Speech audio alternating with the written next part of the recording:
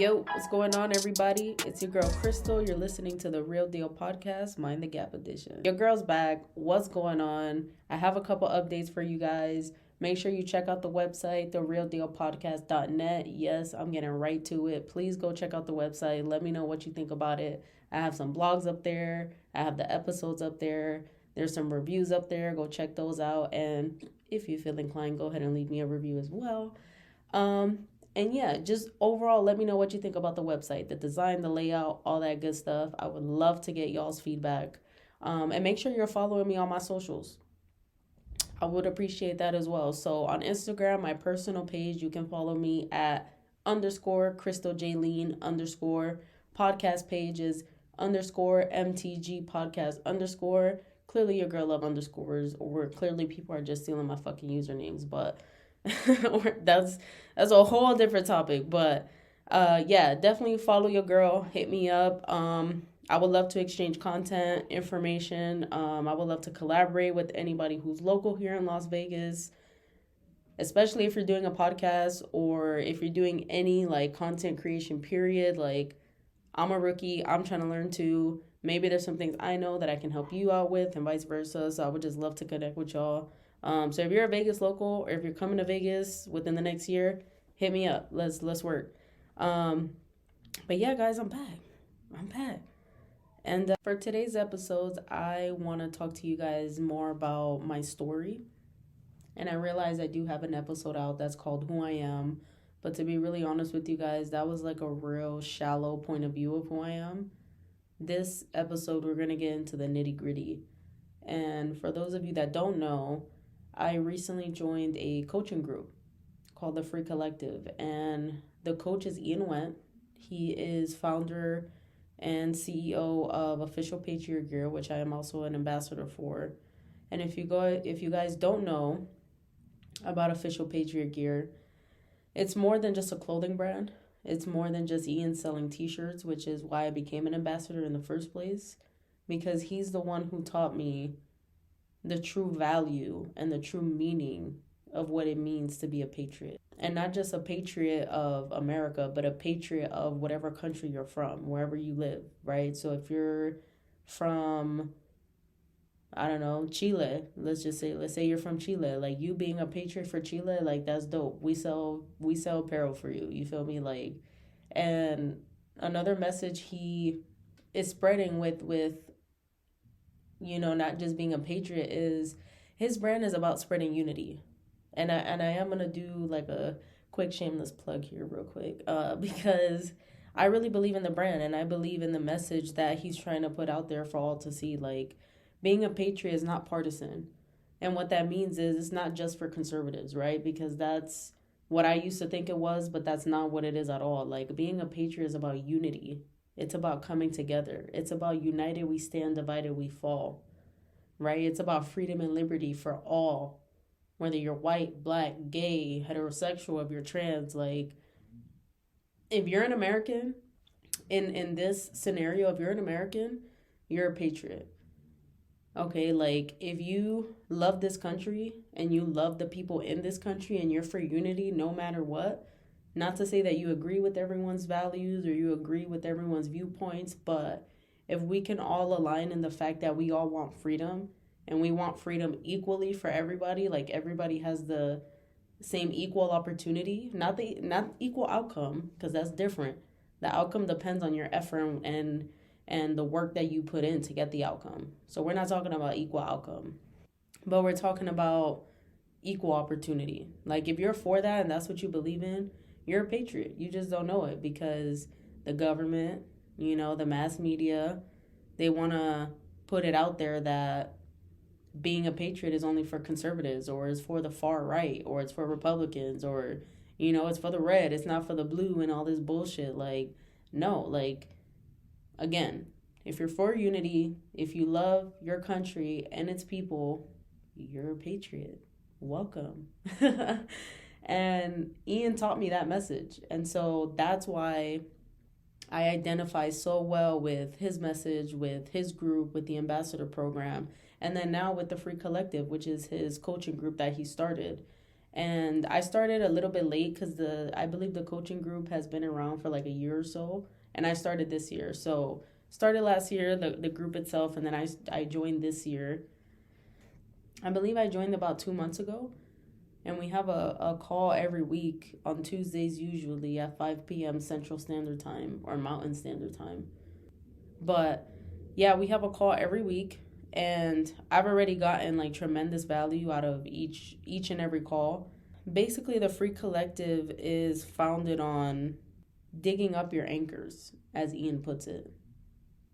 And anchors are experiences or events that you've been through in your life that have shaped you into who you are. And more importantly, those experiences that have shaped your lenses, as Ian puts it as well, because how you view the world, how you view yourself, how you view others is ultimately who you are, right? Your values, your beliefs, your morals, that's usually what it is. So with me being in the Free Collective and with Ian helping me dig up my anchors, I feel the need to share my story with you guys because this is really the stuff that I don't want anyone to hear. And not because I'm necessarily like ashamed of it, but because because I already went through it and I feel like I've healed from it. It still like subconsciously affects my relationships and it affects my life. And with me being aware of how that affects my relationships and my life, I can do and take intentional steps to overcome it, get better at it, and become more self-aware and change it if I need to. And so I'm going to share my deep, dark secrets with you guys. No, but in all seriousness, like, I believe I've shared this with you guys before. Like, my father, growing up, was an alcoholic. And he was very abusive towards my mom. Like, he would beat her ass, like, bro, almost every day. I'm not gonna lie. Like, at least that's what I remember. Like, that's all I remember. I don't remember them ever going on dates. I don't remember them ever having a fucking not yelling conversation. Like, they were always yelling at each other. And, you know, my mom didn't take no shit. She didn't take no shit. And my father is who he is because I still think he is an alcoholic. I haven't spoken to him, honestly. I don't have a relationship with him by choice. And the reason why is because, again, like, growing up, that's all I saw him do was beat on my mom and abuse her. If it wasn't physically, it was also mentally and emotionally. And I just saw my mom take it and take it and take it. And she was essentially a full-time mom, right? Full-time single mom, full-time student. She was going to school to get her degree. And she was a full-time worker. So she was holding the house down because at the time, even though she was married to my father, that's how he got his citizenship, by the way, because he's from Dominican Republic. My mom was born here in the States. My grandma is from and was born in Dominican Republic. She migrated here to the United States, had my mom and my aunts and uncles. And my mom, I think, met my dad in New York or something like that. I don't know. But that's how he got his citizenship, is by being married to my mom. So I guess it was hard for him to find a job or find like a good paying job. So my mom, again, had to hold it down while doing all the other shit she was doing. And I remember this one time, like, I think I had a doctor's appointment and my mom was taking me. And so we're walking to the car and she's strapping me in the back seat, making sure I'm good to go. And then she closes the door, walks to the driver's side of the car, and she's noticing something. And I'm kind of peeking up on my chair to see, like, why isn't she getting in the driver's seat? Like, we're about to be late for my appointment. And so I'm peeking up and I see like this white, it looks like granulated sugar almost, like this white powder. And it smells like vinegar and other like nasty ass chemicals. Like, it smelled like gasoline. It was just a horrible smell. I think the vinegar was really what it was. But so as soon as she sees that, like, I see her eyes, like, they lit up. And she's like, what the fuck? Like, I can tell her expression is like, what the fuck? So she gets me out of the car real quick. We go back to my grandma's house. And later on, like, in life, my mom tells me that basically what was in that gas tank, had she turned on the car to take me to my doctor's appointment, like that car would have blown up. And then she also gave me more information and told me that, because where we used to live in Lawrence, Massachusetts, like right across the street, my grandma had her siblings that lived right across the street. We were a very tight-knit family. So like all of my cousins and all of us and all of my mom's cousins, we lived on the same block, pretty much, like literally across the street. And so my mom tells me that her cousins end up telling her that they saw my dad and his side chick at the time come around to my grandma's house where we were staying and put that shit in my mom's gas tank. And he knew I had an appointment that day. So he purposefully tried to not only kill my mom because of whatever vengeance or whatever the fuck he had against my mom, but he also tried to kill me, his daughter, his firstborn and his first girl. And that was just wild to me. Like, that was hard for me to accept, and it messed with me, like, mentally for a long time, that my own father could do something like that.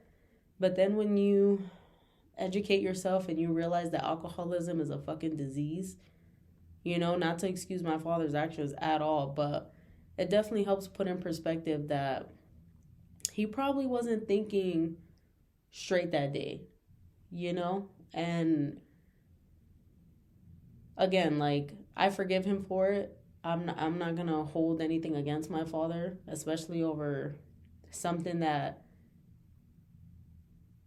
could have happened but didn't happen. You know, like, God had different plans for me and my mom.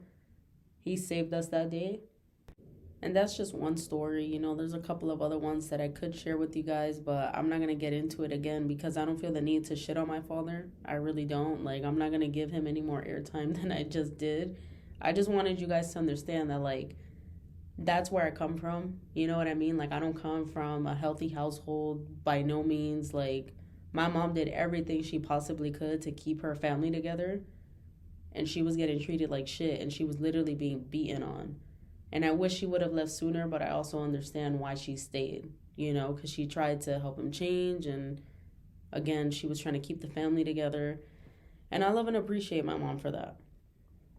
And this actually transitions perfectly into the next part of my story because my mom is my literal hero. Like, she is my greatest role model in life. And I say that not because of the shit she went through with my dad, but I say that because that woman is so fucking resilient, bro. Like, I've seen her, even after the shit she went through with my father, like, I've seen her go through so much shit and make it out on the other side multiple times. Like, I'll share another story. So my mom at one point owned her own business in Lawrence, Massachusetts. And she went to school to be an accountant, so she got her degree in accounting, and she knows how to do taxes. So she opened up her own accounting and tax business. Long story short, it was successful. She was making money. She was doing her thing. And then one random day, like, there was somebody or a group of people that broke into her business, fucked the whole office up, stole pretty much all of the assets, anything that they could steal in there, including like money, cologne, perfume, I think jewelry and some other stuff. And it hurt my mom, like, not just emotionally, but like financially, mentally, I'm sure spiritually, like. And because she lost that business and she put everything into that business, we ended up losing our apartment. Not that long after that, we had to move back in with my grandma because my mom had to get back on her feet. She couldn't make payments on her car, the car that she got of the year, which was a 2008 Honda Pilot, all black. I remember that car because that was her favorite fucking car. And another reason I remember that car vividly is because I remember when the car got repossessed because my mom wasn't making the payments anymore. She couldn't afford to. The way my heart sank when I saw her, the expression on her face when she lost her car. And I'm getting emotional talking about it because it's a good part of the story. It's just, it makes me emotional because my mom is fucking strong, man. She's strong. And this was, I forget what year this was that her car got repossessed, but almost 15 years later, fast forward to this year, 2023, she was able to finance a 2021 or 2022 Honda Pilot. She was able to get her dream car back. Not the exact same one, obviously, but an upgraded version. And again, full circle moment. Like, it makes me emotional because my mom could have given up right then and there. She could have. Like, she, at the time, lost everything except her family, right? Which was her kids. And I've seen my mom get back on her feet. I've seen her in and out of the hospital due to her hereditary diabetes. I've seen her be tremendously overweight, to go into the gym and getting trained, to eating right, to losing over 100 pounds and being the healthiest she's ever been and being a badass. I've seen my mom be extremely resilient, and to say that I am proud to be her daughter is an understatement. You know, one day I hope to be half the woman that my mom is. And, you know, she's a major reason as to why I am the way I am and why I strive to be better every single day. Honestly, because I have no fucking excuses. I don't have any kids. You know, I got my degree already. But when it comes to, like, doing well in life, I just want to do more. I want to give back. I want to make my mom proud. I want to retire my mom. You know, like, I moved from North Carolina all the way to Vegas thanks to my Uncle Josh. You know, he helped me do that and he asked me to move out here. But I didn't only do it for my Uncle Josh. I also did it for me and for my mom and for my future family, because coming out to Vegas, like, if you guys have obviously probably haven't lived here, but, or even have visited, but, like, Vegas is a money-making city. Like, there's money in this city to be made, right? Legally or illegally, well, however you want to look at it, but there is money to be made here. And so I came out here with the intention to network and learn as much as possible, figure out what I want to do in life, pursue what I want to do in life, like full throttle, and eventually retire my mom. And I have a dream home out here too that I discovered like 2 years ago. And I will have that home. I plan to have that home. So I have a lot of goals and aspirations for my life, and it's really, you know, thanks to my mom that I have those ambitions and those goals, because without her, I'm telling you, man, without her, I wouldn't fucking be here, man. I really wouldn't. So the reason I shared that story with you guys about my father is because the lens that created for me is, you know, eventually the people that really love you and the people that you love are going to some way somehow hurt you, and they're going to leave. And I subconsciously carried that lens with me up until I joined the Free Collective, you know, these last 2 months. Because I was not aware that I was doing that. You know, and because I had those lenses, it was always hard for me to build, like, genuine, long-lasting connections with people.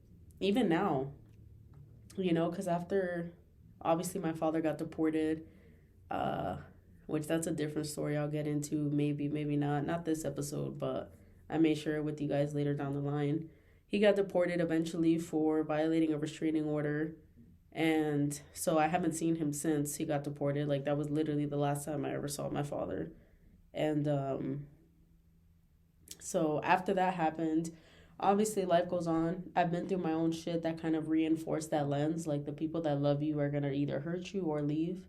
And just to share, like, another example with you guys, recently, I believe within the last year, I had a best friend who, you know, we were, like, arguing about, like, a petty situation that had happened during her birthday weekend, and that turned into, like, us feeling some kind of way, like, towards each other in a negative way, obviously. And then she randomly, like, just messaged me and was like, hey, like, if you're gonna cut me off, like, just cut me off type shit. And basically, you know, like, she didn't care either way. So me being defensive, right? And me already having that lens and experience with other important people in my life, like my father, like what happened before, I kind of was just like, defensive about it. And I was like, okay, well, it is what it is. Like, and she was like, oh, you've changed. And I'm like, in my mind, I'm like, yeah, no shit, I've changed. Like, I'm not gonna be the same person. But the difference with like her saying I've changed was like, I've literally gotten better. Like I was finally at a place in my life, like at the time of her sending me this message. At that time, like I was going towards a path that has, or no, that has sowed like a lot of good seeds. You know what I mean? Like I was very focused on personal development. I still am, but that was like at the start of it when I was like discovering myself, discovering what I wanted to do. I was just now discovering that like, hey, I want to start a podcast, which obviously I did. And just these goals and aspirations that I had, like I was finally chasing it. You know what I mean? I was finally trying to figure it out at that point, and I was doing really good. I had great momentum. And so when she said that, I'm like, yeah, well, no shit, I've changed, but it's like in a good way. I may not be the old Crystal that you're used to, but at least get to know the new one if you're a real friend, right? And so she took it upon herself at that point to be like, no, like I don't want to be friends with the old you or the new you. And in my mind, again, I'm not just defensive at this point. I'm hurt because I'm just like, so not even the old me you still would have been friends with. And like, that's cool. So I just let it be what it is, And I was like, okay, cool. I wish you the best. And honestly, I really do. But that experience, like, reinforced that lens that, like, the people that you love or love you or that you care about, they're going to either eventually hurt you or they're going to leave. And in that situation, I felt like, again, both things happened. But after joining the Free Collective this year and after digging up my anchors with Ian and him helping me realize my lenses and my anchors, I've learned to process that situation and the situations that happened in the past with my father like a lot differently. I'm looking at it through a different lens. Like unfortunately, those things happened, and yes, it did hurt me.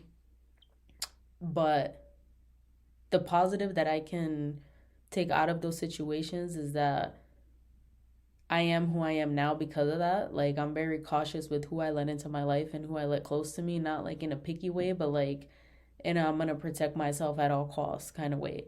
And like you have to let people be who they're gonna be. Not in a negative way or in a bad way, just you can't change everyone. You know what I'm saying? So the more you, and this is what I've learned, like just the more you accept people for who they are and you don't stress who you're trying to see them as, or you try not to change them into who you think they should be.